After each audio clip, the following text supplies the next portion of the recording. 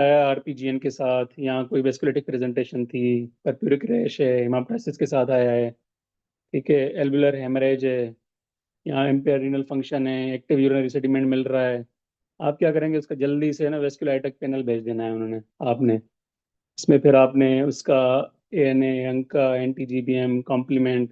उसके अलावा बाकी जो बेस लाइन है, कल्चर, प्रोकेल्सिटोनिन, आपने सब सब भेज दिए उसके, ठीक है। और उसके बाद दो सिचुएशन है। अगर आप तो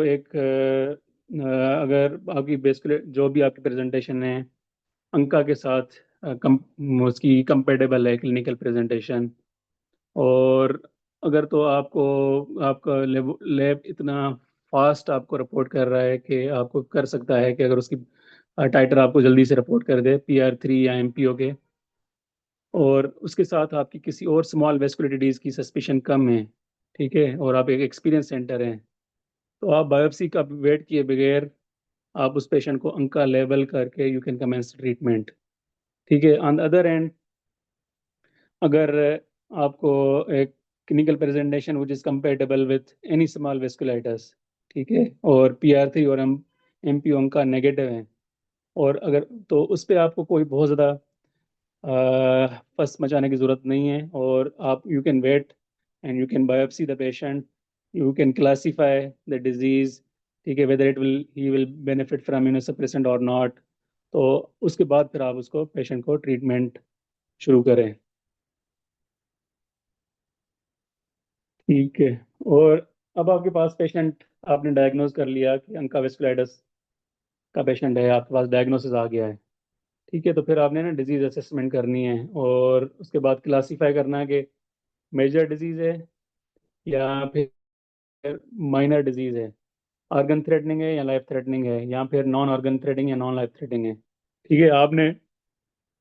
अगर तो पेशेंट को ऑर्गन थ्रेटनिंग डिजीज है तो फिर आपने उसको पल्स मिथाइल प्रेडनिसोलोन दे देना है उसको, ठीक है। अगर तो नॉन ऑर्गन थ्रेटनिंग है, ठीक है, नॉन लाइफ थ्रेटनिंग है, तो उसमें आपने उसमें अदर प्रोटोकॉल्स हैं,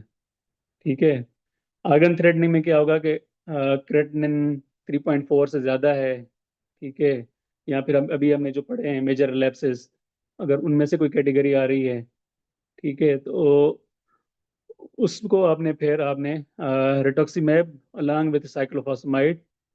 या फिर cyclophosphamide alone along with glucocorticoid taper, या फिर अवोकोपान